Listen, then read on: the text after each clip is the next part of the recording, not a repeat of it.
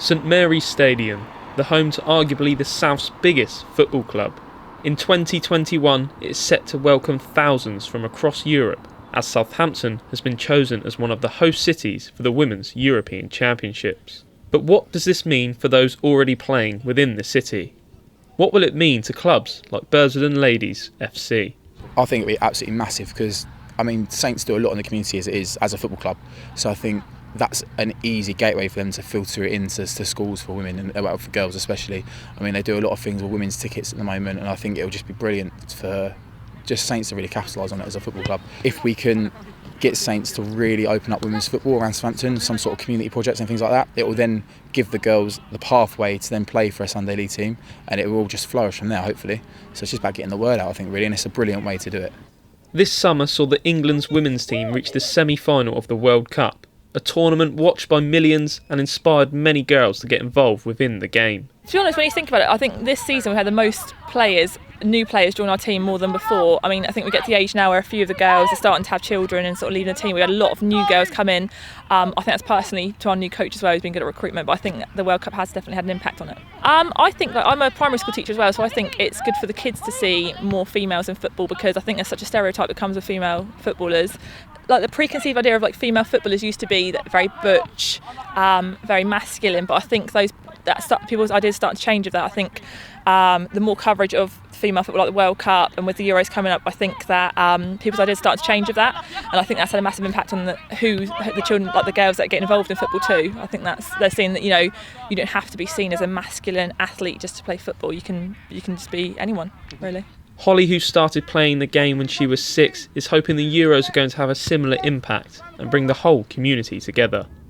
Yeah, I'm kind of hoping that younger generations are going to look up to older footballers like I did when I was younger, and obviously look up to and have idols. Just look up to older girls, look up to older even male players, and hopefully over time we can get a really good female squad going. I think that would be really nice to bring the community together. I love the freedom it gives me. It's helped me through quite a lot of rough times in my life where I've just been able to come to training and it completely frees my mind.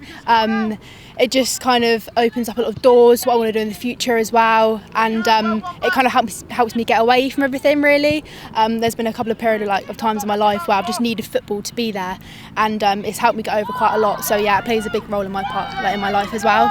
But as there is millions at the top of the men's game, the daily struggle for women's teams is apparent at this level.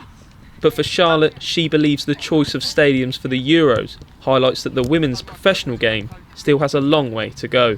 But I think even though it's great that St Mary's are hosting the 21, you look at the rest of the stadiums that have been picked, it's like Rotherham, like Nottingham, it's nowhere near in comparison to the men's game. It's a no-brainer. If they're not getting enough supporters, they're going to go for the smaller clubs. But I just think in comparison to where the men will be playing if we're playing the Euros and hosting it, we wouldn't be going to Brentford and Nottingham. They wouldn't be even in the same category, and I think that's a massive reflection on the difference between the two. I reckon for every one women's football team, there's probably about 8 men's teams. That's just locally around here. It's finding the people, I think, to run it, because nobody wants to be a volunteer these days.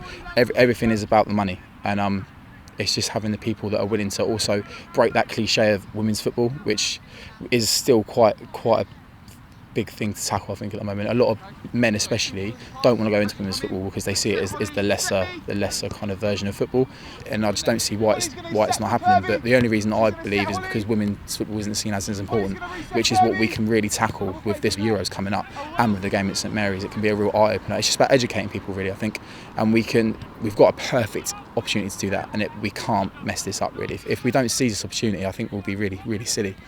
But yeah, so hopefully, fingers crossed, it'll go to plan and we'll get some more girls playing football. So the women's game is in a strong position. No doubt it faces its obstacles, but for the ladies at Burswood, they'll make their way through it, one kick at a time. Dan Dove, that's TV.